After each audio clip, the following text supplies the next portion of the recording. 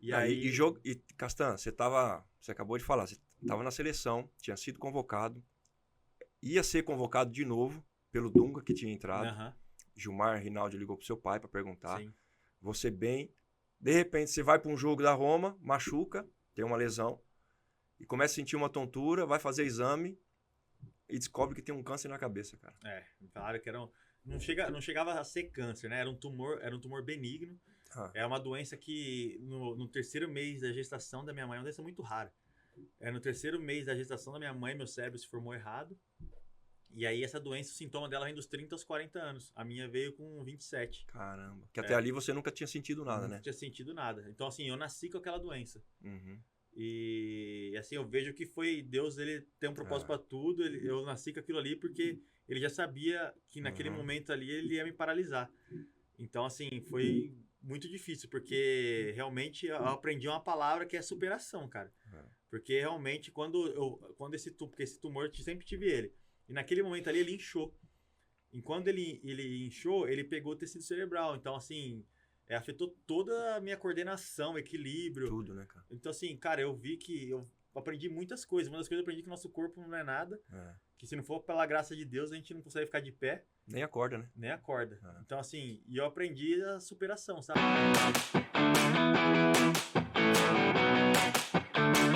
Fala, rapaziada, estamos aqui para a nossa primeira gravação do nosso podcast, Craques da Resenha, para você conhecer histórias de várias pessoas, de vários segmentos, saber como essas pessoas chegaram ao sucesso e saber as dificuldades que elas passaram, os processos, porque com certeza todos nós passamos por esse processo e isso aí vai te ajudar de alguma maneira. Estamos aqui hoje com o nosso primeiro convidado, Leandro Castan, meu amigo, meu irmão.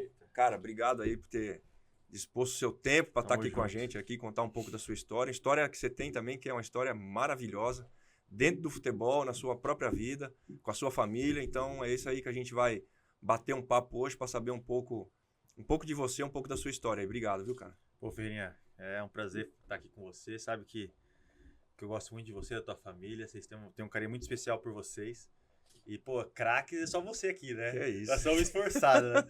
Mas é muito legal, parabéns aí por essa iniciativa, por esse projeto, que Deus abençoe muito e tenho certeza que vai ser de muito sucesso. Cara, é justamente isso aí, pra gente conhecer as histórias das pessoas, saberem como elas chegaram ao sucesso e saber que existe um processo, né, Castanho? As pessoas têm tendência a ver as pessoas lá em cima e acha que foi do dia pra noite, né? Que não teve um processo, que não teve dificuldade. Não existe isso. Todas as pessoas, todos os segmentos, as pessoas passam por dificuldades, passam por provações e muitas vezes as pessoas não conhecem isso. Então, esse podcast aqui é justamente para isso. Para as pessoas conhecerem as histórias das pessoas, as dificuldades que elas passaram, para não achar, pô, só eu tô passando dificuldade, todo mundo tá lá, tá bem. E não, isso aí acontece com todo mundo. Então, mais uma vez, obrigado pela sua presença aqui, cara, que eu sei que a sua história de vida é algo fantástico. Eu conheci sua história, conheci você, conheci sua família, a gente tem caminhado juntos em várias coisas aí. Eu tenho uma admiração por você, cara, não pelo que você fez no futebol, mas pela pessoa que você é, por quem Deus tem tornado você. Amém. Então, pra mim, cara, eu tinha, assim, fazia questão que o primeiro convidado meu fosse você, cara. Que top demais. E as pessoas, né, que você falou é bem isso, né, do processo da vida, né, e as pessoas me veem hoje com 36 anos aposentado, mas mal sabe que perdi praticamente a minha adolescência toda, minha juventude, para poder hoje estar desfrutando de uma aposentadoria precoce, né? Mas enfim, é o processo mesmo. Sempre tive que abrir mão de muita coisa para conseguir chegar onde eu cheguei. E como você falou, no meio do caminho ainda tive um obstáculo muito grande que acho que nunca nenhum jogador teve, né? No futebol eu tive que enfrentar isso. Então assim, para mim foi muito difícil, mas olhando para trás hoje eu vejo que foi tudo com a permissão de Deus para eu poder chegar onde eu estou hoje. Então, assim, é isso que você falou. Acredito que a nossa vida é sempre um aprendizado em tudo aquilo que a gente faz. E quando a gente se conecta com Deus, quando a gente vê que nossa vida tem um sentido nas mãos de Deus, a gente vê que tudo aquilo que a gente passa, mesmo as coisas ruins, é para um propósito maior. É verdade. Amém. Então, conta aí um pouco aí do seu começo aí, como é que você começou, aonde você começou, né? Bom, eu sei que foi lá em Jaú, mas conta um pouquinho aí pra gente da dificuldade do início, né? Cara, meu pai é um ex-atleta de futebol, né? Ele jogou futebol profissional. Seu pai foi profissional mesmo, Foi. Durante quase 20 anos. Só que ele sempre jogou no interior do Brasil, né? Sempre jogou em clubes pequenos, fez a maior parte da carreira no 15 de Jaú. E lembro quando ele aposentou no 15 de Jaú, né? E eu sempre via meu pai como exemplo, como referência. Meu pai era sempre, quando ele passava, ele era o capitão do time. Então, assim, eu me inspirava nele, né? Me inspiro nele até hoje. Meu pai, para mim, é assim, uma referência de homem. Enfim. E aí eu lembro quando ele aposentou, só que como ele jogou só nos interior do Brasil, ele nunca ganhou dinheiro com futebol, né? E aí quando ele aposentou, o time do 15 de Jaú tinha uma dívida grande com ele. Aí ele... Você tinha que idade aí? Eu tinha acho que uns 12 anos. Aí ele foi trabalhar no 15 de Jaú. Ele assumiu a categoria juvenil do 15. E aí na época eu falei assim, porra, agora meu pai tá no 15, dá pra eu poder jogar no 15 também, né? Meu pai é o treinador. Oportunidade boa, né? Aí meu pai levou pra fazer o teste no infantil, que era o treinador. Aí o treinador que tava lá não me passou no teste, mas como eu era filho do treinador do juvenil, pô. Já ficou. Aí eu fiquei lá, fiquei durante acho que 2, 3 anos ali na categoria de base, até que meu pai foi mandado embora, e aí aquela dívida que eles tinham com o 15 de Jaú ainda não tinha sido paga. Aí meu pai fez um acordo com o 15 de Jaú, eles deram a minha liberação, na época que falava, né? Não sei como que é hoje, deram a minha liberação, então eu saí de graça, meu pai pegou a minha liberação como quitando a dívida com o 15 de Jaú, e fui pro Atlético Mineiro fazer teste.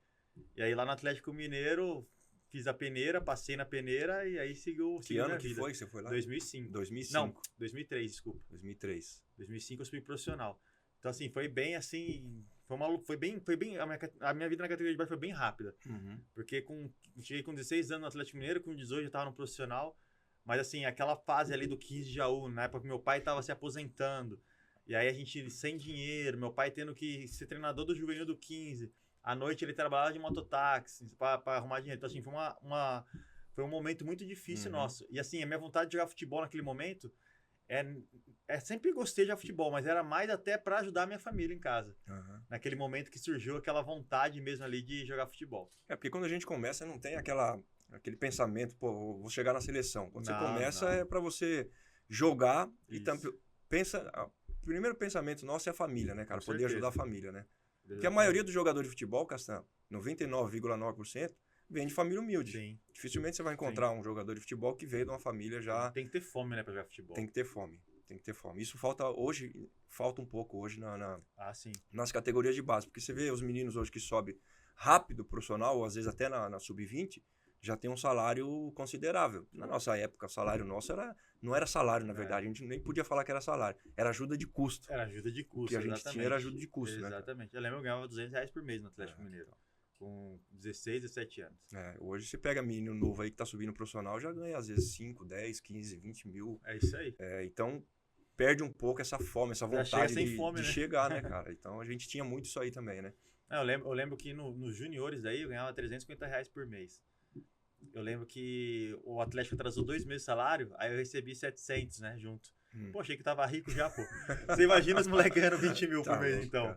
Então, assim, né? É uma realidade realmente que mudou muito. E eu acho que, às vezes, também... Assim, é porque o mercado do futebol ficou muito concorrido, né?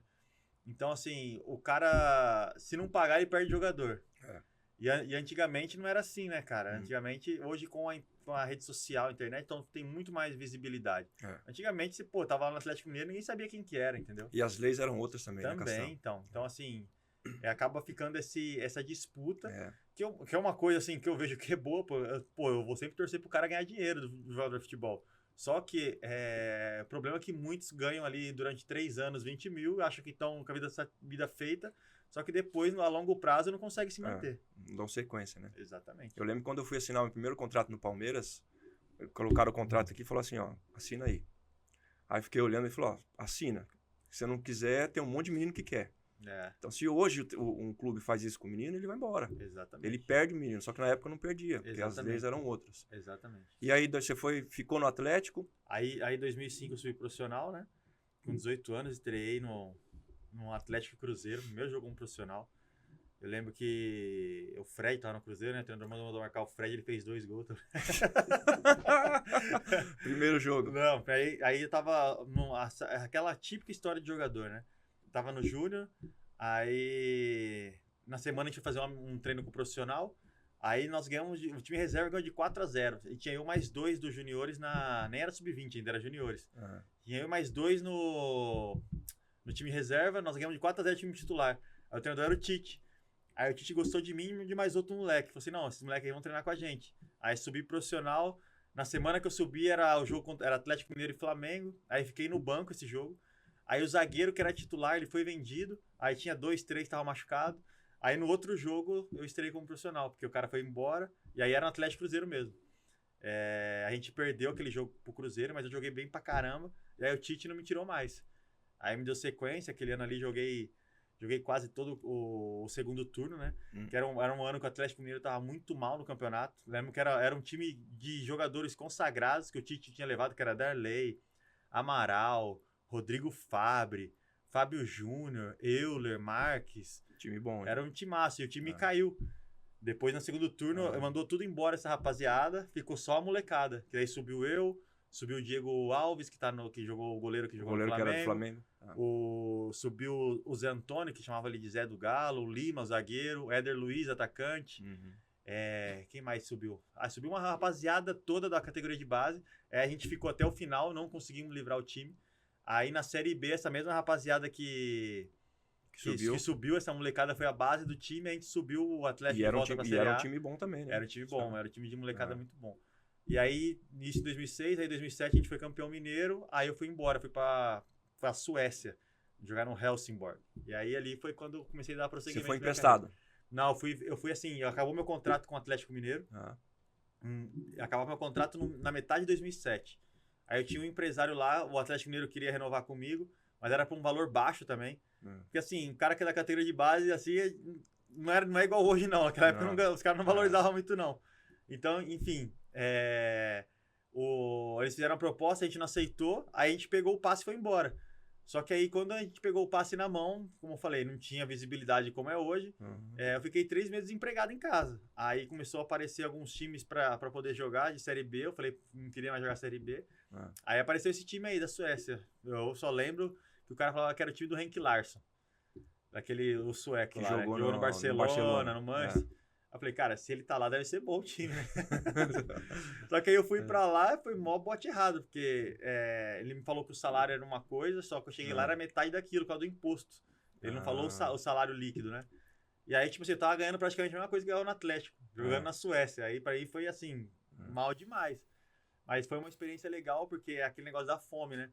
E no Atlético chegou um momento que eu tava perdendo a fome já também. Comecei a ganhar bem e tal. Já achava que, tava com 20 anos, já achava que era o cara, não sei o quê, já não treinava direito. E quando eu fui pra Suécia ali, eu sofri de novo ali. E aí depois eu volto pro Barueri, que aí eu vejo uma outra realidade, de um time menor e tal. E aí assim, ali deu um start na minha cabeça. Cara, eu preciso acordar, senão não vou virar nada. Saiu, voltou da Suécia e foi pro Barueri. Da Suécia e pro Barueri emprestado. Porque eu acertei com esse time da Suécia por 3 anos.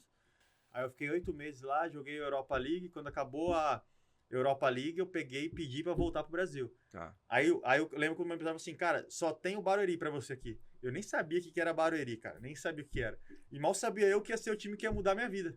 Porque conhecia aqui essa cidade, onde eu moro aqui hoje. E realmente conheci minha esposa. Mudar a vida geral, não só no futebol, tudo. né, cara? Conheci minha esposa, assim, moro aqui na cidade até hoje. Então, assim, foi uma cidade realmente que mudou realmente a minha vida. Que bom, que benção isso aí, Da né, hora. cara? Porque não ia só... O fato de você vir para Barueri não mudou só sua vida profissionalmente, né, Castanho? Você conheceu sua esposa, você tá até hoje, você tem 3 filhos, uma família linda, maravilhosa. Então, nada é por acaso, né, cara? Quando as coisas acontecem, a gente não entende às vezes no começo, mas hoje você tá olhando para trás, você entende tudo que aconteceu, tudo que Deus fez, né, cara? Verdade. E aí veio pro Barueri e ficou quanto tempo no Barueri? No Barueri eu joguei a Série B em 2008, aí nós subimos o Barueri pra Série A, né? Aí joguei a Série A 2009. O Barueri tinha um time bom também naquela época. O time era bom pra caramba. Estruturado, né? Era muito bom nosso time. E aí em 2009 eu joguei a Série A. Aí o legal, interessante assim, né, que você vê que as coisas se encaixam, que a minha estreia no Barueri foi contra o Corinthians. E naquele Quem que era o treinador do Barueri? Era o... acho que era o Márcio Araújo. Márcio Araújo, acho que era. Não, peraí. Não sei se era o Márcio Araújo. Acho que era o Márcio Araújo. E aí eu estreiei contra o Corinthians e, cara, joguei bem pra caramba. Aí o Mano Menezes já gostou de mim. E aí o Corinthians começou a me seguir já, Isso em 2008. 2008. Aí eles começaram Sabe que a me gente quase seguir. jogou junto, né? Você falou pra mim isso Porque aí. quando eu cheguei da França em 2008, eu voltei da França em 2008. Ainda queria jogar um pouco mais ainda. Aham. E aí vim no Barueri, conversei com o Márcio Araújo, porque ele tinha sido meu treinador no Palmeiras, Certo. na base do Palmeiras, no aspirante. E ele foi uma das pessoas que não queria que eu saísse do Palmeiras na época. Certo. E aí ele estava aqui no Barueri, eu fui lá, conversei com ele, falou, cara, preciso de um cara experiente, quero que você venha pra cá. Acabou não dando certo, mas quase que a gente Legal. quase que a gente jogou junto Ia aí ser em top, 2008. Aquele time nosso lá era muito legal. O pessoal era, nossa. Eu lembro que era bem estruturado O também. Basílio, você lembra? O Basílio, jogava no Basílio. Basílio. Quem mais jogou? O André Luiz, o zagueiro. Zagueiro. Né? Depois eu joguei com o André. Eu tinha jogado com o André Luiz no Marcélia. Então. Eu tinha jogado com o André Nosso Luiz time no Marcélia. era um time que tinha 3, 4 jogadores experientes já, consagrados. E tinha o resto da molecada cheia de fome, né? E aí seu primeiro jogo foi contra o Corinthians. Foi contra o Corinthians. Lá no Pacaembu. Acho que a gente empatou aquele jogo. A gente joguei bem pra caramba. E aí o Corinthians começou a me seguir, né? Que era o Fábio Carilli, que foi pra lá. O Fábio Carilli ele era do Barueri, foi pro Corinthians, aí eu joguei contra o Corinthians, ele começou a me seguir e tal. Aí em 2009 eu fiz uma Série A muito boa, e aí em 2010 o Corinthians me contratou. Aí eu fui pro... Já tava o Tite lá ou não? Não, era o Mano Menezes. Mano Menezes. Aí eu comecei, o primeiro ano eu joguei pouco, aí o Mano Menezes foi pra seleção, aí chegou o Adilson Batista. Aí o Adilson Batista me colocava mais pra jogar de lateral esquerdo na época, não colocava pra jogar atrás do zagueiro. Quase me queimou nessa lateral esquerda aí. Mas aí depois, o Adilson ficou acho que 2 meses só lá. Ele chegou, começou a bater de frente com o Ronaldo, com o Roberto Carlos. Falei, não vai dar certo isso aí. Bater de frente com esses caminhões aí não dá certo. Não vai dar certo. Eu falei, na primeira resenha dele, eu falei, isso aí não vai durar muito não. E aí quando ele foi mandado embora, aí chegou o Tite. Aí chegou o Tite, aí a comissão dele toda da época lá do Atlético. Aí falou, pô, moleque, eu acertei você lá e não sei o quê. Eu falei, pessoal, tamo aí, né? Aí quando ele chegou, ainda joguei pouco, joguei alguns jogos com ele, mas era um finalzinho de campeonato. Aí no outro ano, quando virou o ano, o titular, que era o William, né, o capitão do time, ele aposentou. Aí o Tite chegou pra mim e falou assim, ô Castan, todo mundo tá pedindo um zagueiro pra chegar no lugar do William.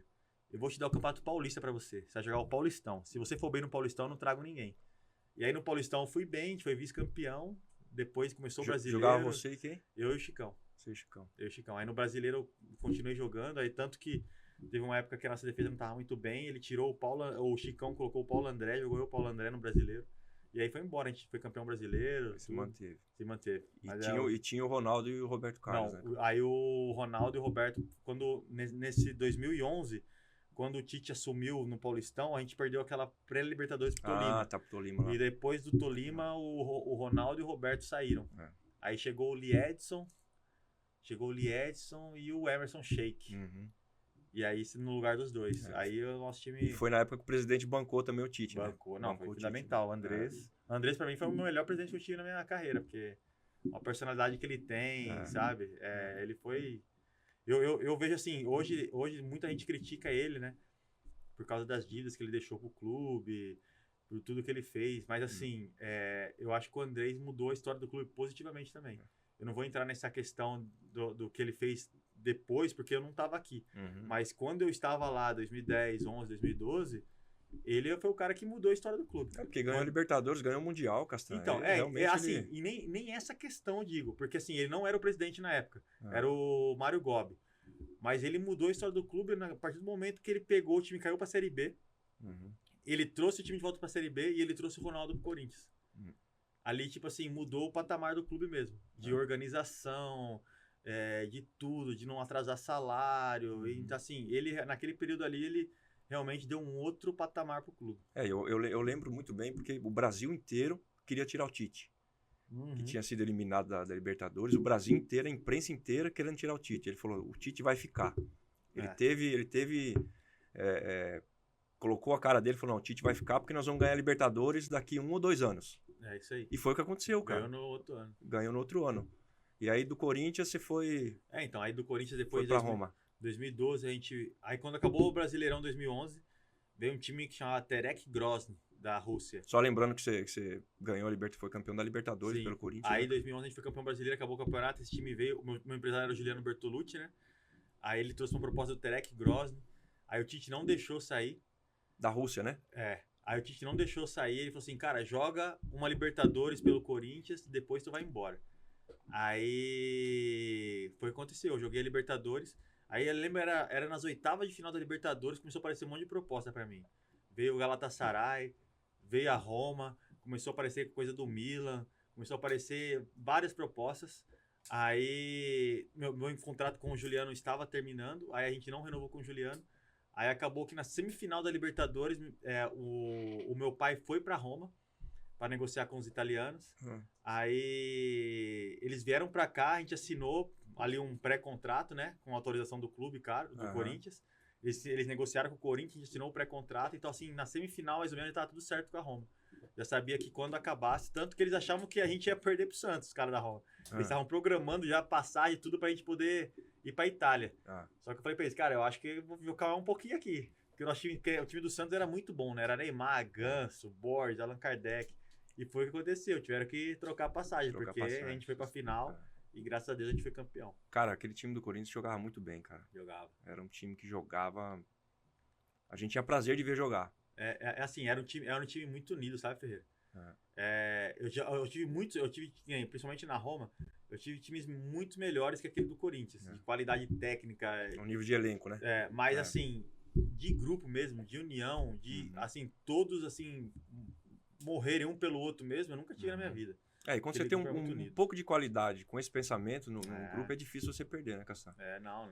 Nosso time tinha muita personalidade. Mas queira ou não, tinha qualidade também. O time de vocês era bom demais, cara. Não, eu não tô falando que não tinha, mas assim, você comparar assim, ó, eu pego... Sim, tinha outros clubes que tinham, outros times que tinham jogadores talvez um pouco melhores, tecnicamente.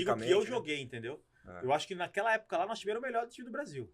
Se você pegar assim e falar assim, qual que é o time melhor que o Corinthians 2011 e 12? O Santos, talvez. Que era um time muito tinha técnico. Aquele time do porque tinha o Neymar, Robinho. Qualquer time que tiver o Neymar é melhor que qualquer outro time. Mas assim, ponto, não tem outro time melhor. Só que contra nós o Neymar não aguentava, o Neymar passava mal também. Tinha um tal de Ralf ali no meio.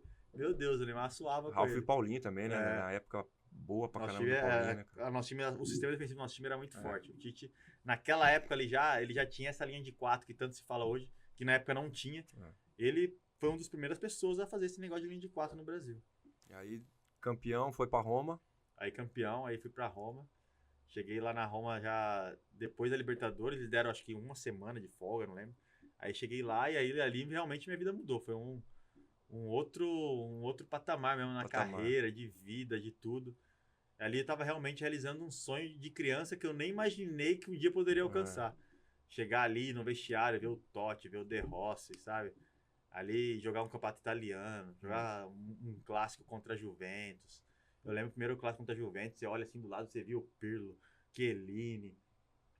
Caramba, é o Buffon. Falei, meu Deus, pessoas dentro do videogame. Então foi uma experiência muito legal ter chego ali e chegar num clube que é tão respeitado na Itália, que é a Roma, o time da capital da Itália. Clube grande, né, cara? Foi muito legal pra mim, assim, uma experiência que marcou muito a minha vida. E eu sou muito agradecido aos italianos, porque me acolheram, assim, desde o primeiro dia que eu cheguei até o último dia, assim, me acolheram muito bem mesmo. O fato de você ter ido um pouco para a Europa, mesmo que tenha sido um país que não tenha muita tradição e um clube também que não tenha muita tradição, ajudou depois na Roma?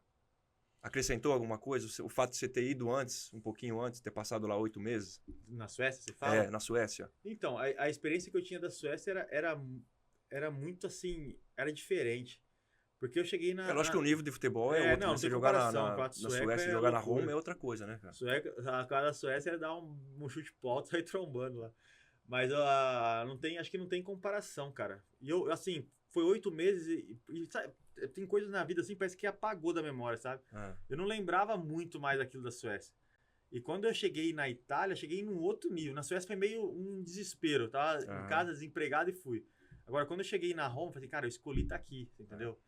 Pô, eu escolhi estar aqui. Pô, os caras vieram, então assim, foi bem diferente. Mas assim, foi tudo novo, porque eu já era casado, tinha filho, então assim, era uma outra estrutura. Então assim, eu vivia na Itália como se estivesse vivendo no Brasil mesmo. Não sentia, eu não senti diferença nenhuma, mas só na questão do futebol, que foi diferente. Aqui quando eu tava no Brasil, eu lembro que todos os jogos eu saía, o cara ia tocar, eu antecipava e saía jogando. No primeiro ano na Itália, eu não conseguia antecipar uma bola. Quando eu ia pra antecipar, eu tomava nas costas. Porque os caras são mais inteligentes, né? Os caras já O nível já é outro. atacam, o atacante ataca espaço, tal. Aí o primeiro ano foi muito difícil pra mim, assim, na questão da adaptação no futebol. Porque é um futebol mais rápido, mais técnico. Os jogadores não são tão habilidosos como o brasileiro, mas eles são mais inteligentes na questão de atacar espaço, e a intensidade do jogo é outra também, né, Castanho? Muda a velocidade de jogo, de pensamento, de raciocínio, de tomada de decisão, é muito rápido, né, cara? Os caras não erram, né? Se você não tiver concentrado ali, é um segundo pra você piscou, já era. Aqui no Brasil também já acontece. Lá fora ainda, com qualidade que os jogadores têm, com certeza. Com o nível que você tem de jogar na Roma, por exemplo. Campeonato italiano, Champions League que se jogava. Cara, você piscou, errou, já era. Paga caro, é gol. Aqui, aí. às vezes, ainda dá pra você recuperar. Lá não dá tempo, às vezes, cara. Errou, piscou. Os caras erram um pouco. O nível de concentração que você tem que ter Essa adaptação aí, eu também levei aí no mínimo um ano quando eu saí daqui do Brasil, tava jogando no Guarani, fui pra França. É o mínimo um ano pra gente se adaptar à língua, você tem que se acostumar com a língua, o costume do país. Apesar que quando você foi em 2012, já tinha muito mais, já passavam muito mais jogos aqui, do Campeonato Italiano, a Europa toda passava aqui. Quando eu fui em 98, cara, durante a Copa do Mundo da França. Não tinha nada do que tinha em 2012, né, cara? Assim, até em redes sociais, pra você se conectar com o Brasil era muito mais fácil nessa época aí. Na minha época foi muito mais difícil. Mas sempre tem adaptação do futebol, que já muda em relação ao futebol do Brasil, a nível, como a gente falou, intensidade, velocidade, qualidade de jogador, tomada de decisão muito mais rápida, se acostumar com a língua, com a alimentação também muda. Então, é um tempo que o jogador precisa, é mínimo um ano para ele se adaptar quando ele sai do Brasil e vai para fora, né, cara? A não ser que vá para Portugal, que já... mas teve uns jogadores aí que falaram que não se acostumaram em Portugal por causa da língua. Não vou falar o nome de quem não, mas teve jogador aí que não se acostumou em Portugal por causa da língua, cara. E aí, de lá da Roma, você foi pra seleção também, né? Foi convocado pra seleção. Aí, 2012, porque eu lembro que na época desse time nosso do Corinthians, né? Ia pra seleção Ralf e Paulinho, né? E aí eu lembro quando tinha jogo nosso, o Mano Menezes ia assistir os jogos, né? Ele é treinador da seleção. E ele falava que tava indo ver jogar o Ralf, Paulinho e o Castan. Aí eu ficava assim, pô, por que ele não me convoca, né? E aí, na minha cabeça, tinha muito claro que quando eu fosse pra Europa, ele me convocava, que ele tava esperando esse passo meu. Assim, na minha cabeça, nem sei se é. E foi o que aconteceu. Eu fui pra Roma, passou na primeira convocação que teve, ele me levou. Porque eu acho que ele sofria muito também essa questão de ele ter trabalhado no Corinthians, ficar levando jogador do Corinthians, entendeu? Aí eu falei, pô, ele vai levar o Ralf Paulinho, sobrou pra mim. Não vai levar 3, vai levar 2 só. Aí quando eu cheguei na Roma, assim, na primeira convocação, ele já me levou. E também foi outro sonho realizado também, assim, de ter ido pra seleção. Eu fui convocado 4 vezes e joguei 2 jogos. E os 2 jogos que eu joguei de lateral esquerdo. Então, porque eu lembro que o Marcelo machucou no amistoso. Aí aquele calendário que você joga 2 jogos na semana, né? Aí ele machucou, tipo, na quarta, a gente ia jogar no domingo. A gente jogava no domingo contra o Japão. Aí ele falou assim, e aí, Cristiano, vou ter que convocar outro lateral ou você joga de lateral? Eu falei, tá doido, deixa comigo. Cheio de vontade. Aí estreiei contra o Japão. Aí na outra convocação fui de novo. Aí já o Marcelo ainda tava machucado, mas ele levou outro lateral. Quem que era o outro lateral? Era o Fábio Santos. Só que aí ele me colocou de lateral e não colocou o Fábio. Caramba. Porque ali ele tava querendo tentar mudar a formação porque isso foi em 2013, final de 2012. Porque ele teve uma conversa comigo que a preocupação dele era que os 2 laterais eram muito ofensivos, que era o Marcelo e o Daniel Alves. Ficava um buraco ali atrás. E ele tava tentando já devagarzinho montar 3 zagueiros. 3 zagueiros. Mas aí, pelo que eu percebi lá, não foi muito bem aceito pelos jogadores também. Aí... Quem que jogava titular, zagueiro? Era o Davi Luiz e o Thiago Silva. Aí... Tanto nós jogamos contra o Japão e a Colômbia desse jeito, ganhamos do Japão. Empatamos com a Colômbia 1-1, aquele jogo com o Neymar errou o pênalti, que ele escorregou, chutou a bola lá em cima. Mas assim, foram 2 jogos que o time jogou bem, porque deu liberdade pro rapaziada da frente, né? Só que aí depois, quando acaba 2012, tinha aquele super clássico da América, lembra? Que era só jogadores do Brasil. Aí o Brasil ganha da Argentina, foi campeão, e aí não sei o que aconteceu lá, manda o Mano Menezes embora. Aí o Mano Menezes caiu da seleção, ali eu falei, agora deu ruim também, né? Não vai levar mais. Aí em 2013 assumo o Felipão. E aí na primeira convocação do Felipão, ele me convoca também. Aí eu pensei, cara, então tô com moral lá dentro, né? Só que aí era Brasil e Inglaterra e ele convocou também o Dante também, que era outro zagueiro canhoto, porque até então só tinha eu de canhoto. E o Dante tava no Bayern naquela Tava época, no né? Bayern. Aí só que aí o Dante apareceu no Bayern e começou a jogar bem no Bayern. Ah. O time foi campeão da Champions e tal. E aí ele pegou e já apostou no Dante contra a Inglaterra, o Dante jogou bem, e aí o Dante manteve sequência. Aí eu voltei pra Itália, continuei fazendo meu trabalho ali na Itália, tava jogando bem também, só que aí o Felipão preferiu o Dante do que eu. Assim, pra Copa de 2014, né? E no fim foi até um livramento também, né? Você não tá lá, né? Foi até um livramento. E aí, depois da seleção, Roma, aí que começou a mudar a sua vida aí, né? Em relação ao acontecimento que teve com você, né? Conta um pouco pra gente aí. Então, aí na temporada 13, 14, né? Que foi a temporada que o Felipão assumiu. Cara, foi a melhor temporada da minha carreira, cara. Tava voando mesmo, voando baixo na Roma. Tanto que na época começou a ir times da Premier League me ver jogar. O diretor falou assim, cara, os caras do Manchester United vieram te ver jogar. Os caras do Chelsea te vieram ver jogar. E aí eu comecei a ganhar uma confiança muito grande, né? Aí comecei a tirar meu passaporte comunitário, porque para jogar na Premier League tem que ter as porcentagens da seleção. Então, assim, foi um ano que a gente foi muito bem. A gente fez 85 pontos no campeonato italiano. A gente foi a segunda defesa menos vazada. Quem foi campeão aquele ano? Foi a Juve. A Juve. A Juve fez 101 pontos. É que a Juventus tinha um time também que era muito brincadeira, forte, né, cara? Aí eles fizeram 101, a gente fez 85. Caramba. Aí aquele ano ali realmente a gente quase foi a defesa menos vazada. A gente só perdeu porque nas duas últimas rodadas, a gente não tinha mais chance de ser campeão. E o Napoli não chegava na gente pra Champions também. Então, assim, a gente tava tranquilo. Aí o Rudi Garcia, né, que é o francês, Treinador. ele deu uma poupada no time e nós perdemos um jogo de 3-0 pro Catania e outro de 3-0 pro Genova. Aí ficamos com uma segunda defesa menos vazada, porque a Juve passou a gente. Mas então, assim, a gente brigou. Era eu e o Benatia, né, o Mehdi Benatia, o zagueiro. A gente ficou até ali o finalzinho do campeonato com uma defesa menos vazada. Então, assim, a gente fez um ano, assim, incrível. Foi sobrenatural aquilo que a gente fez. E aí, beleza, virou o ano. Aí eu e o Benatia, o diretor chamou a gente na sala para renovar o contrato.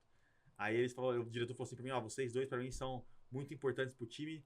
Eu quero renovar o contrato de vocês com o mesmo salário. Aí ele colocou lá na mesa o contrato, eu peguei, assinei, o Benatia não quis. Aí o Benatia foi pro Bayern. Só que aí eu continuei na Roma. E aí fui para casa, aí teve a Copa do Mundo, teve tudo aquilo que aconteceu que todo mundo já sabe. Eu falei, cara, agora é a reformulação da seleção. E aí, antes de começar o campeonato, tem sempre uma convocação ali, logo na primeira semana, quando volta da temporada. Aí a gente foi jogar contra o Empoli, lá em Empoli. Aí senti uma fisgada na coxa, nunca tive lesão muscular na minha vida. Aí saí do jogo, aí isso era um sábado. Aí na quarta-feira a gente ia estrear na Champions contra o CSKA. Aí no domingo o Gilmar Rinaldi ligou pro meu pai e perguntou por que eu tinha saído do jogo, porque o Dunga, que era o treinador, tava querendo me levar pro jogo. Aí meu pai não pôde falar pra ele o que eu tinha ainda, porque eu tava comecei a passar mal também, ter tontura. Aí meu pai falou assim que não ia dar pra ir, então aí o Gilmar falou que o Dunga ia me levar, não levou. E aí foi o início de um momento mais difícil da minha vida, cara. Assim, no auge da minha vida, brigando pra estar ali na seleção e tal. Tive uma tontura muito forte, muito forte, muito forte. Além da lesão muscular que você teve, logo depois da tontura. Começou a sentir uma tontura também. Não sei se estava interligado, os médicos, alguns, eles falam que não tem nada a ver uma coisa com a outra, mas não sei. Eu nunca tinha tido lesão muscular. Talvez naquele jogo ali tinha saído, me paralisou para aquilo ali mesmo, porque senão, sei lá, se tivesse uma tontura dentro de campo, o que teria acontecido. E aí tinha uma tontura muito forte, fui pro médico, levaram no oculista, não acharam nada na minha vista. Aí fui fazer uma ressonância. Quando eu fiz uma ressonância, acharam um tumor no meu cérebro. Aí acharam um tumor e aí praticamente ali encerrou minha carreira. Porque eu tive que tomar um monte de remédio, eu não conseguia, ficava deitado o tempo todo. Eu lembro que tinha um período, a minha cabeça ficava girando.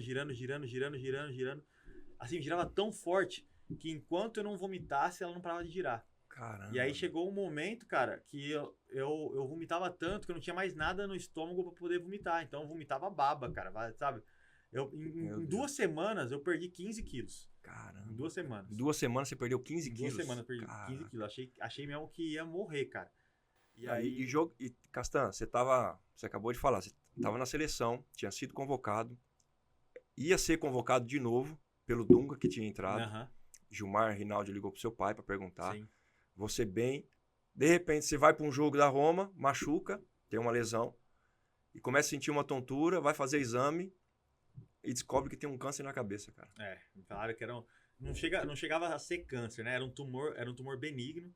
Ah, É uma doença que no terceiro mês da gestação da minha mãe, é uma doença muito rara. No terceiro mês da gestação da minha mãe, meu cérebro se formou errado. E aí essa doença, o sintoma dela vem dos 30 aos 40 anos. A minha veio com 27. caramba. Que até ali você nunca tinha sentido nada, né? Não tinha sentido nada. Então, assim, eu nasci com aquela doença. Uhum.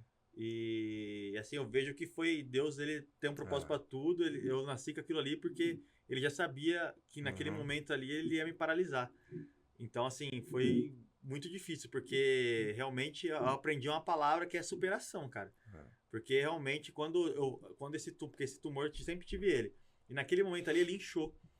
E quando ele inchou, ele pegou tecido cerebral. Então, assim, afetou toda a minha coordenação, equilíbrio. Tudo, né, cara? Então, assim, cara, eu vi que eu aprendi muitas coisas. Uma das coisas eu aprendi que nosso corpo não é nada. É. Que se não for pela graça de Deus, a gente não consegue ficar de pé, Nem acorda, né? nem acorda. É. Então, assim, e eu aprendi a superação, sabe? Que Deus me deu uma força que eu nunca imaginava de ter, de poder. Cara, eu não conseguia pegar um copo em cima da mesa, cara, sabe? Eu tinha que, pra pegar um copo, eu tinha que ir assim, ó, devagarzinho, olhar, concentrar, até suava pra poder pegar um copo. Caramba, cara. Então, assim, eu, assim, agradeço a Deus por ter me ajudado a passar por isso. Porque, assim, cara, igual uma vez a gente tava lá, né? Tinha um jogador lá no Vasco, lá, que ele tinha 2 cirurgias no cruzado, né? E aí, assim, quando as pessoas me veem assim, os caras falam, pô, o cara tá de boa, pô. Tal, não sei o quê. Pô, não tem nada. Aí eu falei pra ele assim, mano, eu trocaria minha cirurgia no cérebro pra esses 2 cruzados seus aí. Que não é nada, isso aí não é nada. Falei, cara, isso aí não é nada, cara. Vai fazer fisioterapia, vai embora e já era, entendeu? Então, assim, cara, é isso, cara. Eu fui o sortudo de ter uma doença dessa. Assim, cara, eu não me lembro de outro jogador de ter operado a cabeça e surgiu pra mim isso. E você começar praticamente do zero, Castan. Você É. começar a aprender a andar, a pegar um Sim. copo, cara. Isso aí é uma história de vida. E a única diferença, assim, né, Ferreira? É começar do zero, mas jogando na Roma, né? Porque quando você começa do zero jogando no 15 Jaú, o nível é o 15 Jaú. É outra coisa. Agora, começar do zero jogando na Roma, tendo que marcar o Salah no treino, meu psicológico foi lá pra baixo. E você realmente tem a certeza de que foi Deus que preparou esse tempo. Você vai falar assim, ó, Deus fez isso? Não é que Deus fez isso. É que Deus conhecia a sua vida, né, cara? A vida que você estava vivendo no momento. E hoje, parando e olhando para trás, você entende todo esse processo, né, cara? Com certeza. Eu acho assim, eu não acho que muita, foi um castigo, não, acho que Deus não castiga ninguém, né, cara? E assim, era um momento que a minha vida profissional ia muito bem, mas a minha vida, meu relacionamento familiar, meu relacionamento com amigos, assim, ficava muito mal. Porque eu tava me tornando uma pessoa muito arrogante, sabe? Era realmente uma pessoa que, assim, não poderia ninguém estar em casa. Se chegasse alguém em casa, eu me trancava no quarto, sabe? Eu quando eu saía na rua, saía com gente junto para ninguém atrapalhar, ninguém encher o saco. Então eu tava me tornando uma pessoa muito arrogante. E naquele momento, eu digo Quando você fala alguém junto, o que era? Segurança? Segurança, um amigo. Mas assim, mas eu falo isso até com a minha esposa, com os meus filhos, sabe? Meu filho tinha um motorista para levar meu filho pra escola, eu não via meu filho às vezes durante o dia. Então assim, eu vejo que Deus permitiu aquilo. Você tinha um sucesso profissional? Tinha. Mas o familiar... Mais familiar tava de lado. Tava bom. Tanto que, assim, eu tenho certeza, 99%, que se eu não tivesse ficado doente, hoje talvez eu estaria jogando na Europa ainda. Hoje teria jogado aquela Copa do Mundo de 2018. Mas eu não estaria mais casado, não estaria mais perto dos meus filhos, isso é certeza absoluta. Então, assim, Deus permitiu aquele momento para eu passar por aquilo, porque Ele me ama tanto que Ele permitiu eu sofrer, passar por aquilo lá para Ele não me perder. Sabe? Porque senão hoje eu estaria com certeza perdidão. Então, hoje eu consigo agradecer a Deus por tudo aquilo que eu passei. Porque eu pensava que naquele momento ali eu ia dar a volta por cima, ia voltar a ser campeão. Só que Deus conhece meu coração, Ele sabe até onde eu poderia ir. Então, assim, eu vejo que foi tudo permissão de Deus para passar por aquilo, para poder salvar meu casamento, para poder salvar minha relação com meus filhos, para eu poder estar vivendo o que eu estou vivendo hoje. Então, assim, no processo a gente não consegue entender. Mas quando a gente passa por aquele processo, eu acredito ainda que Deus vai fazer ainda muitas outras coisas na minha vida, mas na vontade dele, e eu sei que ele está alinhando a vontade dele com a minha também, porque ele tô perdendo muita vontade de outras coisas que eu tinha antes, para poder viver realmente o propósito dele, porque o propósito dele sempre é o melhor para nós. Amém. Que bom. Que bom ouvir isso aí, porque nenhum sucesso profissional compensa Com certeza. um fracasso familiar, né, cara? Pô, falou tudo. Não adianta. Por mais que você... E Deus, quando a gente entrega a nossa vida para ele sabe disso. Sim. Ele sabe o nosso limite, né? Até onde a gente pode ir. Sim. E com certeza ele sabia o seu limite, o momento que você estava vivendo naquela época, e ele precisou dar um stop aí na sua vida para você parar um pouco e também chegar onde você está hoje, né, Castan? Porque hoje a gente, como eu falei no começo, eu conheço você, conheço sua família, você tem uma família maravilhosa, filhos maravilhosos, sua esposa. Então, assim, a gente tem caminhado junto e toda a sua história, desde o começo, ouvindo você falar, a gente vê Deus em tudo isso aí. Quando Deus trouxe você para Barueri, que você conheceu sua esposa, você fala assim, pô, tô indo pro Barueri, né, cara? Joguei no Atlético, tô indo pro Barueri. Mas tem um propósito. Com certeza. Muitas vezes as coisas acontecem na nossa vida e a gente não entende o porquê. Sim. Né? Às vezes dá um passo para trás, a gente acha que a gente está sendo rebaixado, mas Deus, quando ele tem o controle, a gente precisa confiar e ter fé. Hoje você olhando, lógico que é muito mais fácil você analisar tudo o que aconteceu. Mas serve até para você que está ouvindo essa história do Castan, porque às vezes você não entende o porquê que das coisas acontecem. Então, para você continuar, tenha fé, continue, porque tem um propósito. Né? Quando Deus faz as coisas, ele faz perfeito, né, cara? Com certeza. E aí, foi difícil para você, lógico, mas com certeza você saiu muito mais forte dessa situação aí e te levou aí também, como você falou, de patamar profissional. Hoje, um patamar que você está vivendo, familiar, de uma vida com Deus também, experiência com Deus que você tem tido. Sabe o que é interessante também, Feira? Porque assim, Deus, quando ele é nosso pai. Então assim, certo? Você entra na questão do pai. Qual o pai que é mal pro seu filho? Então eu vejo que Deus, ele não me castigou. Deus, ele me corrigiu.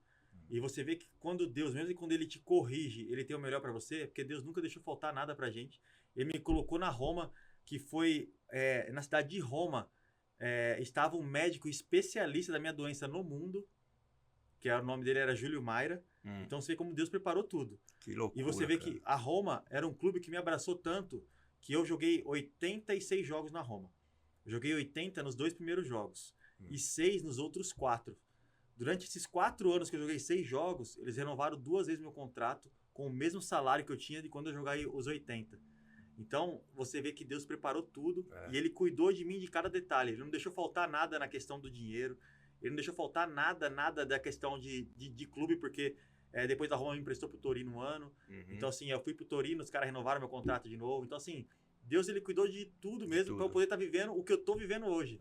Você entendeu? Porque a Roma poderia ter largado você também, né? Poderia, e na Europa eles têm esse direito de fazer isso. Você vê vários exemplos de jogadores, quando se machucam, ficam mais de 6 meses sem jogar, o cara pode rescindir o contrato. E, cara, loucura que você tá falando aí, esse do médico. Né? Cara, o especialista, o melhor do mundo... Na doença. Tava em Roma. Tava de Roma. Era um médico que tinha operado o Papa João Paulo II de um tumor na coluna. Ele era especialista de tumor em lugares críticos, né? Porque o meu tumor, ele tava encostado aqui atrás, que era perto da coluna vertebral. Aqui atrás a gente tem um caninho que liga todos os nossos nervos, que ele desce na coluna e liga todos os nossos nervos. Caramba, o meu tumor estava encostado nesse cano. Rapaz. Então, assim, era uma cirurgia muito delicada. Cara, o especialista da doença era de Roma. Tava de Roma. Então assim, cara, não tem como falar que não é Deus, né? Hoje a gente vê isso. Na época eu fiquei maluco, tá? Eu ia pro treino, não conseguia mais roubar a bola, saía brigando com todo mundo, dava chute, dava soco. Meu Deus do Mas céu. assim, hoje eu vejo assim, cara, Deus cuidou de cada detalhe. Deus é um Deus de detalhes, sabe?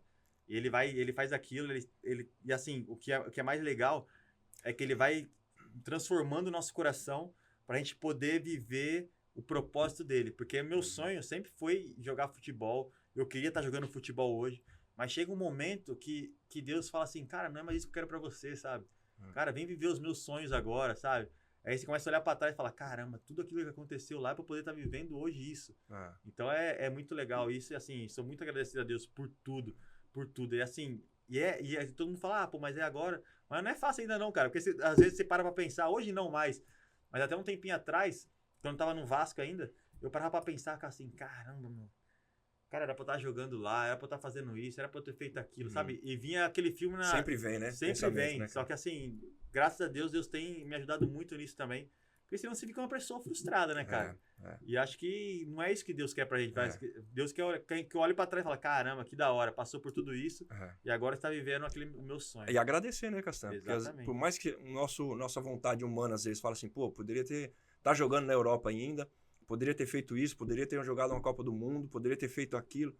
Cara, não era pra ter feito. E sabe uma coisa muito legal? Porque na época, teve uma época lá, porque logo quando eu operei, ficava muito aquela expectativa até da imprensa, né? Quando o Castanho vai voltar, como ele vai voltar.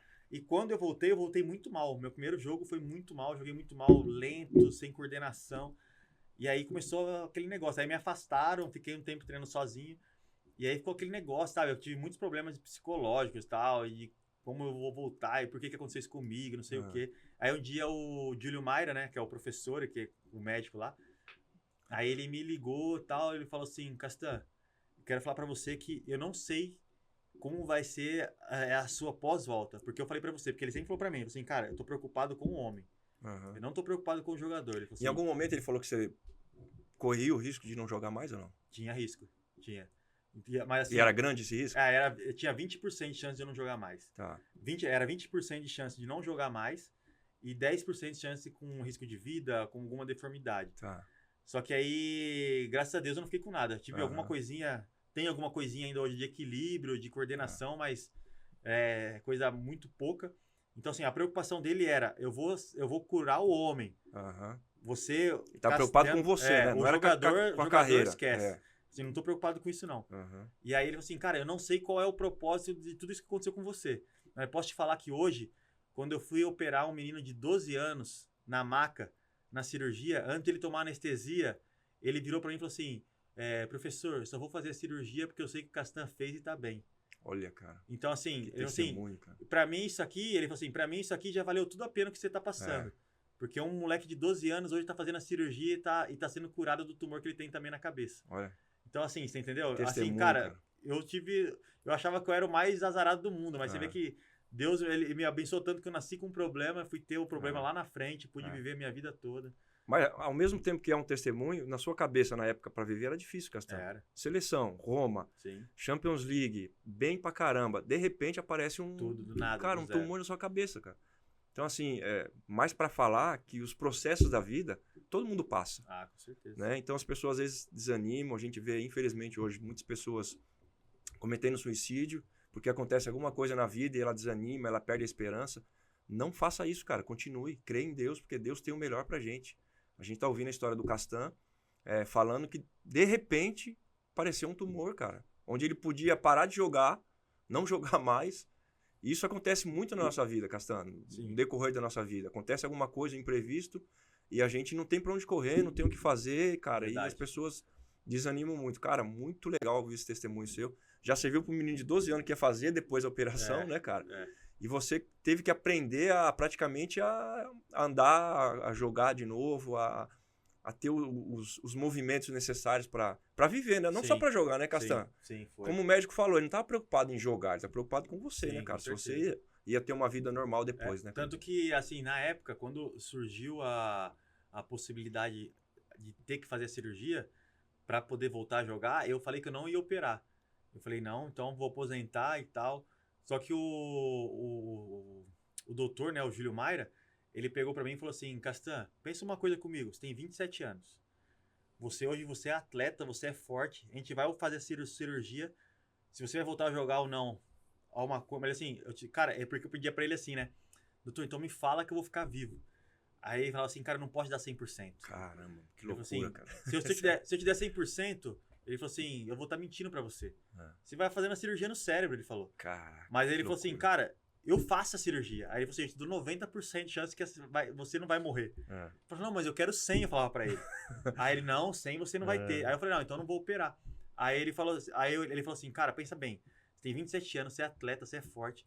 Se você operar, você vai resolver esse problema agora. Agora você imagina, você não opera, você aposenta, você vai estar com 50 anos, 60 anos, com um tumor dentro do cérebro ainda. E se tiver que operar depois? Então. Aí eu falei assim, cara, então vamos resolver isso logo. Tava em casa assim, assistindo um jogo da Roma, os caras estavam quebrando a pelota no jogo. Eu falei, não, tem que voltar a jogar. Tô precisando de mim. Aí eu liguei pro médico, falei, doutor, vou operar então. Aí ele falou assim, não, então, aí era finalzinho de 2014 já. Aí ele falou assim, não, então em 2015 em janeiro a gente fala, não, você não tá entendendo não. Se eu for pro Natal pra casa, eu não volto nunca mais. Vamos operar antes do Natal. Aí eu operei no comecinho de dezembro, fiz a cirurgia. Aí foi um momento muito difícil também, porque se já tinha um tumorzinho daquele tamanhozinho no meu cérebro, tinha mexido comigo, você imagina depois que entrou o microscópio lá, né, pra fazer a cirurgia. Então, essa cicatriz que eu tenho por fora tem por dentro também, porque eles tiveram que invadir o meu cérebro, né? Então, fez uma cicatriz dentro do cérebro. Então, assim, aí eu perdi muito mais coordenação, perdi muito mais equilíbrio. Quando eu acordei, não conseguia me mexer, não conseguia fazer nada. Então, assim, aí 2015 ali foi um momento de muita luta mesmo, fisioterapia, cara, nossa, Caramba. assim, foi muito difícil. Você falou que você começou a aprender a voltar a andar, né? É, não conseguia andar. Cara, que loucura. Aí, quando eu acordei, não conseguia fazer nada, na verdade, nem me mexer dentro da maca. Eu conseguia, o teste clássico do cérebro, né, colocar o dedo no nariz, né, hoje eu, domino, né, mas a primeira vez que ele falou, coloca o dedo no nariz, eu fiz assim, ó. Cara, que loucura. Aí ali tomei um maior susto, mas assim, ali eu já comecei, porque eu sempre fui muito determinado, né. Ali eu tava na UTI, eu falei, cara, como assim não consigo colocar o dedo no nariz? Ali eu começava o dia inteiro, fiquei o dia inteiro na UTI fazendo assim, ó. Caramba. Aí o médico chegou no dia à noite e falou, doutor, tô conseguindo já. Eu falei, esse cara é maluco, ele falava, esse cara é maluco, meu Deus do céu. Assim, foi um dia após o outro, assim, realmente superando o meu corpo e tal, e indo. Só que a maior dificuldade realmente foi depois pra voltar a jogar futebol. Porque, assim, andar, eu conseguia andar, mas e correr depois? E correr mudando de direção? E correr com uma bola no pé? Sabe? Então, assim, foi tudo muito difícil, cara. Foi tudo muito difícil pra mim. Eu lembro que uma coisa que me marcava muito, cara, aí eu fiquei quase 6 meses só dentro da academia, na Roma. Recuperando, né? Recuperando. Aí teve um dia que me deram a bola, assim, pra eu brincar com a bola. Cara, eu fui tentar bater embaixadinha, não conseguia bater nem embaixadinha, cara. Caramba. Eu falava assim, caramba, meu Deus do céu, tipo, esse dia eu fui pra casa chorando. Que loucura, cara. Porque eu era zagueiro, mas eu tinha uma habilidadezinha pra bater embaixadinha, eu conseguia, pô. Aí eu lembro que eu fazia uma meta comigo mesmo, que eu tinha que bater de 5 em 5 e aumentando até chegar em 100. Aí na primeira semana eu batia 5 embaixadinha. Tá, eu conseguia. Na segunda semana era 10. Até chegar a bater 100 embaixadinha e não contar mais. Caramba. Então, assim, foi, cara, cada detalhezinho, assim, de que foi difícil, cara. Foi difícil, mas foi eu vi que Deus me deu uma força que eu nem imaginava que eu tinha dentro de mim. E é isso que você falou, né, cara? Às vezes as pessoas, muitas vezes, desistem da vida por algumas situações. Por alguma situação. Mas a gente tem uma força dentro da gente que só Deus pode dar pra gente. Quando a gente se conecta com Deus nisso, a gente entende. Não tô falando que vai ser fácil, não. Porque, pô, foi difícil pra caramba. Chorei pra caramba. Então, assim, se você tá passando por um problema difícil, às vezes, você tem que se permitir a chorar mesmo, sabe? Tem que se permitir a falar assim, cara, não consigo, sabe? É isso, porque, cara, a gente é humano, não é todo mundo é super-herói, não. Então, assim, teve muitos momentos da minha vida, em todo esse processo de recuperação, que foram difíceis, cara. Coisas que eu não consegui, igual, eu não consegui jogar na Roma mais, sabe? Eu não consegui mais voltar pra seleção, não consegui. Só que assim, cara, eu me permiti também fracassar nesse sentido. Então, porque a vida não é só... Porque hoje em dia, igual você falou, na rede social, a gente só vê as vitórias, a gente viajando, a gente... Então, a vida real não é essa. A vida real a gente acha que todo mundo vive dessa forma e a gente não, né, Castão? A vida real tem fracasso, a vida real tem choro. Só que também, assim, quando a gente entende o nosso propósito, o caminho com Deus, a paz que a gente tem, a alegria, a vitória é muito maior do que essas coisas prazerosas momentaneamente, que é o carro, viagem, casa, que isso aí no final das contas é legal ter, senão vai ser hipócrita também falar, não é legal ter, claro que é. Mas não é o principal, entendeu? Não é o principal. Cara, e assim, a gente sabe que entender que Deus não dá nada além daquilo que a gente pode suportar. Exatamente. Ao mesmo tempo que Deus já dá uma dificuldade, uma prova, ele já dá o escape também. Com certeza. Foi o que aconteceu com você. Num momento muito difícil, que você estava bem, mas que aconteceu uma coisa grave com você, você sabe hoje que Deus deu uma força para você fora do comum. Isso aí. E aquilo que a gente deixa para as pessoas, né, cara? Você vai passar por essas dificuldades. Não desanime. Tem muita gente hoje, um índice de suicídio hoje, cara, é muito alto. As pessoas precisam saber que Deus é um Deus vivo. Esse Deus, ele nos ajuda. Ao mesmo tempo que ele permite a dificuldade, ele nos dá força para passar por essa dificuldade.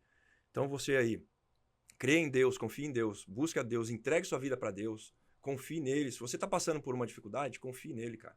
Não desanime. Vai dar tudo certo, no final vai dar tudo certo. Assim como deu pro Castan, vai dar pra sua vida também. E daí você ainda conseguiu voltar a jogar, né, Castan? Aí voltei, aí joguei 6 jogos na Roma, aí eu fui emprestado pro Torino. No Torino eu joguei 14 jogos, mas tive muita lesão naquele ano. Que era o Sinisa Mihailovic, meu treinador, que foi o cara que, cara, esse cara... assim, você imagina, o Sinisa, o cara consagrado no futebol, né? E sabe o que ele fazia comigo, Ferreira? Acabava o treino, ele me chamava no campo, ficava eu e ele me ensinando a virar o jogo de novo, sabe? Quando você leva a bola e faz a transição de campo, pega a bola da esquerda e joga pra direita, porque eu não conseguia, não tinha mais força virada na perna. de jogo. Assim, e ali na Roma, não é uma crítica, não, os caras me abraçaram.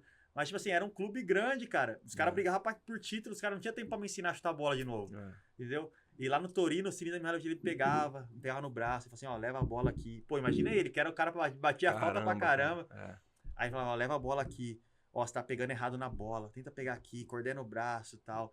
Ele me cuidou como se fosse um juvenil. Porque cara, isso aí é um trabalho que você faz na base. Infantil, juvenil, cara. E aí ali eu consegui jogar 14 jogos seguidos. Só que aí depois, como o meu corpo tava muito fraco, eu comecei a ter um monte de lesão muscular. Aí no segundo turno eu fiquei praticamente tudo fora. Aí o Torino me devolveu pra Roma. Aí fiquei na Roma mais um ano, não joguei. E aí fui pro Cagliari. Joguei 4 meses no Cagliari, no finalzinho do campeonato.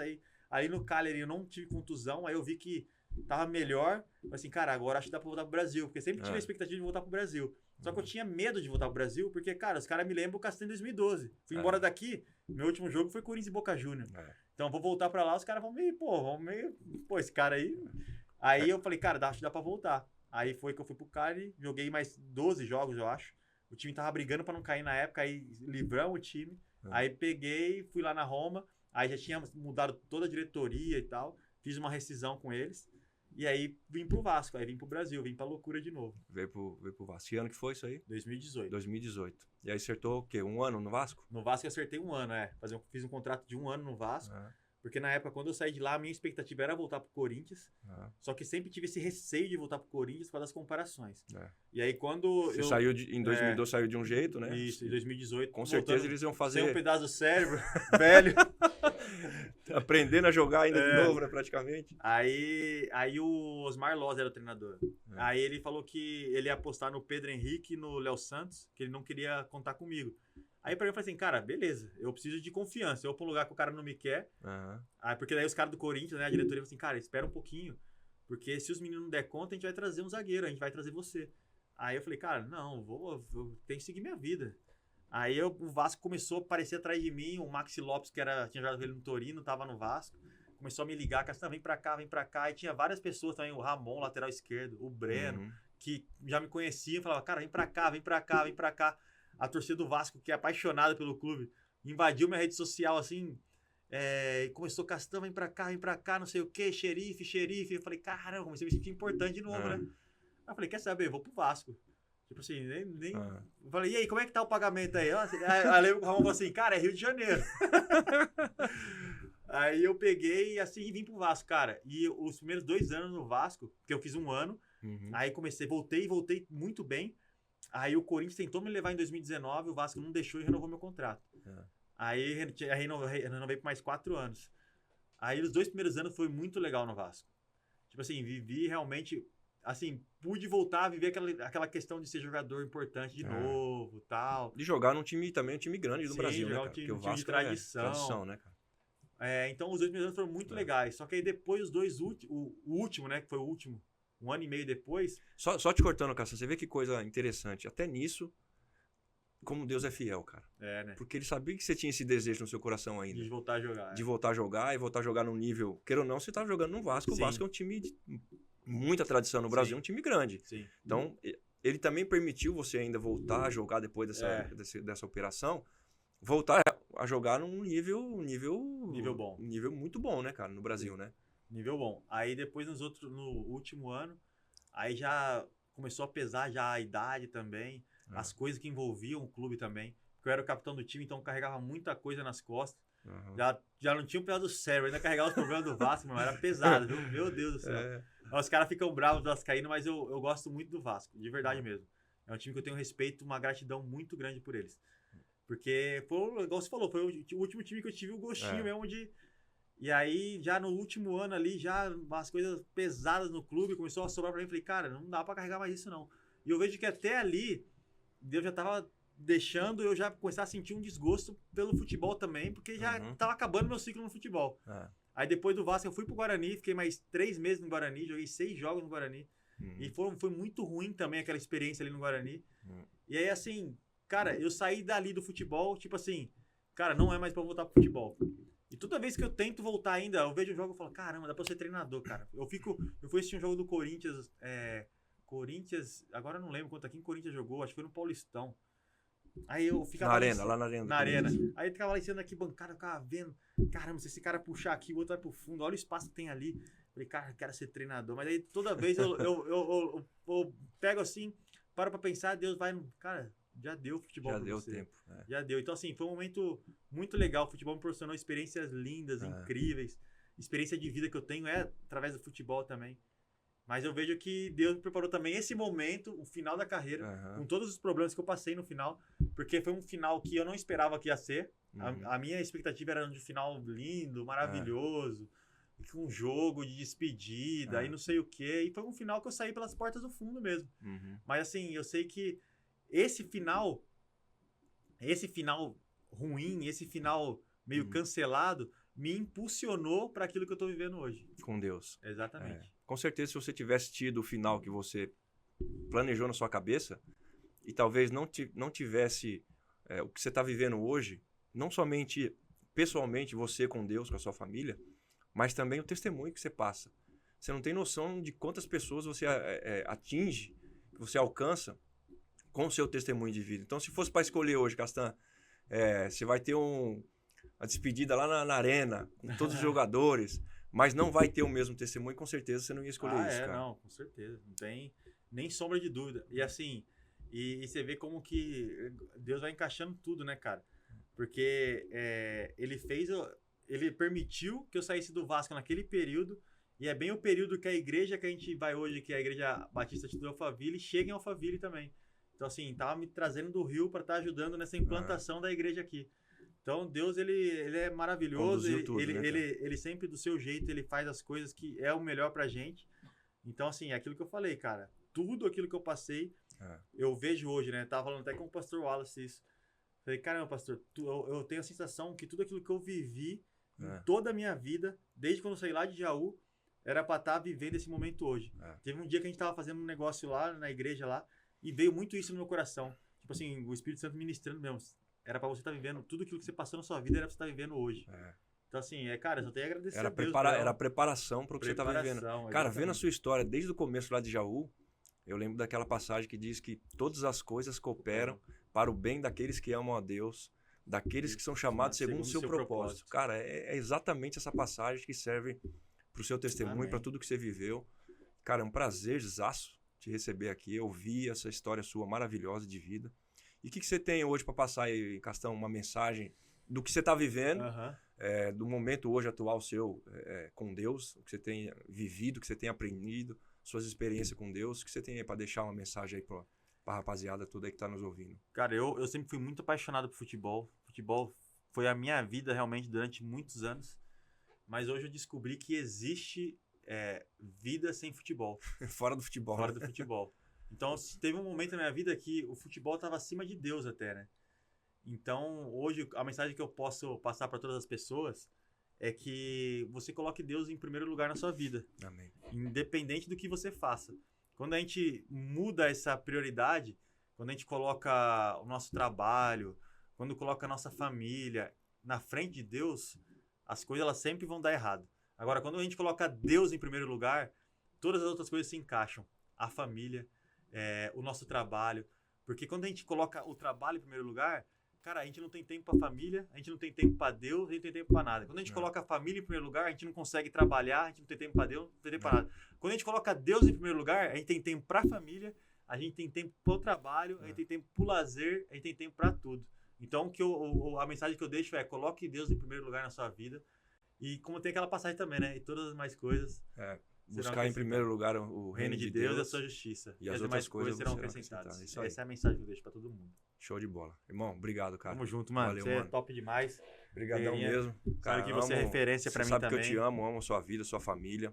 E pra mim, eu queria fazer a questão que você fosse o primeiro convidado, realmente, pra gente conversar, bater esse papo aqui. As pessoas conhecerem um pouco da sua história, do que você viveu, do que você passou. Com certeza vai servir pra muita gente. a sua superação, a sua vida com Deus, seu testemunho de vida. Vai servir para muita gente. Então, mais uma vez, obrigado. Que Deus te abençoe. Amém. Grandemente, abundantemente. E até o próximo episódio aí. Valeu, rapaziada. Até mais. Valeu, mano. Top, mano. Valeu. Obrigado, viu, cara?